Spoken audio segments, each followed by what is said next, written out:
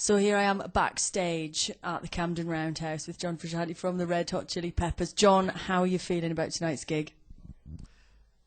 It hasn't happened yet. I really can't say that. You know, it's these kind of things are up to chance. You never know how it's going to be. We used to be more the same every night, and now we're usually really good, and sometimes we're really bad. Really? Well, if you have to go it's better to be those extremes to generally be really good, and when you're bad, you're really bad. And so you really never know what it's going to be. So I can't honestly say how I feel about the show till it's over. What do you do to get ready before a gig? Because I think, was that you just strumming there backstage? Heard a little bit of action on the app? Yeah, I was playing along with Ozzy Osbourne, Randy Rhoads, Diary of a Madman. Is that usually what you get up to backstage these days? Well, I have 9 iPods worth of music, so that 9? I put me on tour. Yeah, so it could be most anything. There's no. How are they separated? Is that like one per genre or one per artist? What's going on? Well, I do it at the high sampling. What's it called? The format. Blah blah blah. Fuck, I'd like to recommend it, but I can't remember. But whatever the best sound quality is, that's how I have it. So I can only fit 50 albums per iPod. Right, okay. So it's probably it's less actually than a normal person would have on one iPod. But much stronger, better sound. Better sounding, yeah. I hate the sound of the iPods the way they generally do them. Like I used to have them and I gave them away, and then I realized I could have the better sound quality. And I'm enjoying this now. I've heard the Samsungs are good. You should try one of them, John. Now, listen, this is a tiny little gig for you. Very small venue for the Chili's to play, but it's an important venue for London. I mean, the Doors played their only UK show here. Pink Floyd, The Who, at this place. The Doors Are Open? In the movie The Doors Are Open? Yeah. But I thought that was the Roundhouse. This is the Roundhouse. This is the Roundhouse? Yeah. Oh. But they don't call it the Roundhouse now or something? No, they do. Really? Yeah. Nobody told me that. Yeah, you're here. You're here at the Camden Roundhouse. Welcome. Thank you.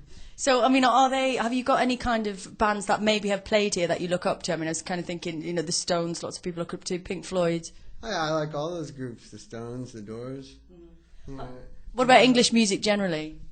generally, I really like English music. Yeah, it's, you know, there's you know, English music, American music. That's usually, you know, as far as rock music goes, it's, you know, a lot of good stuff. I kind of think, you know, you as a band, you've got a bit of a punk history, and a lot of that is obviously, you know, there's a lot of great American punk, but kind of lots of good British stuff as well. Did you feel like you were more into that New York punk scene when you were younger, or? The first stuff I got into was the stuff from here, and then you know, it's kind of mixed up because I was really young when I was 9 years old when I got into that kind of music, but it seems like my first memories are like the Sex Pistols and the Clash and stuff like that. You know, but I moved on to the American stuff really quickly. You know, I love the Damned a lot, and there's, you know, good like later punk that came from here too, the Discharge and stuff like that. But yeah, you know, I like all, like when I think, like, did the Yardbirds play here? It seems like I wouldn't be surprised. Yeah, I would have thought so. Like, so I'm a big fan of the Yardbirds, and but you know, I love the Doors. I love Jim Morrison. I used to watch that movie Doors Are Open when I was a kid. So he goes out in the audience and stuff. So this is fun now. Yeah, so you're going to be going on to that stage. I mean, do you get the chance to play small gigs It much? looks smaller in the movie. Is this the same place? It's tiny. Honestly, when you get out there, when you see it full of people, it's going to be like just a postage stamp. Tables around this, because I remember he goes over to the tables and the little banisters. I think we've had to take the tables out because we've had so many people queuing up to try and get in. Everything's been removed except like the mixing desk. That's it. Okay. But do you get the chance to play small shows much? Like, I mean, obviously, you know, do a lot of big gigs. Last time we saw you in London was probably Hyde Park for most people. Do you kind of play little shows at home? Do you play maybe each other's weddings, christenings, that kind of thing? No, we played a show at the Roxy in LA, which is really small, a few days ago, and we played at a club here in London about a few months ago. We recorded it to be played on the radio, and you know, we do it once in a while. Our music's really much more suited to be played in a big arena. You know, we've adapted to our environment in a way. You know, it used to be. I used to think we were really out of place in arenas when we first started playing them. You know, like I didn't feel like our music was meant to be heard that way, and I was kind of like, I was real unexcited about it back in like 1991, 92. But now it seems like the music we make is so suited for playing in front of like 15,000 people, 20,000 people or more. Yeah, the music. I feel like subconsciously the music ends up being written to have that big explosive thing that can, that really gets across in an arena, because it's a totally different kind of songwriting, totally different kind of playing, that gets across in a place that big. Place is small. It's kind of fun for us to play them because it's a sort of it's a different way of thinking, like you don't have to project as far, so you can get more into the details and things like that.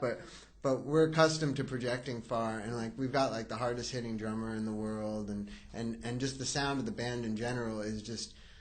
I mean, we played on a show yesterday with like 6 other bands, and we've got to be at least 10 times louder than everybody else. That's just who we are. Yeah. So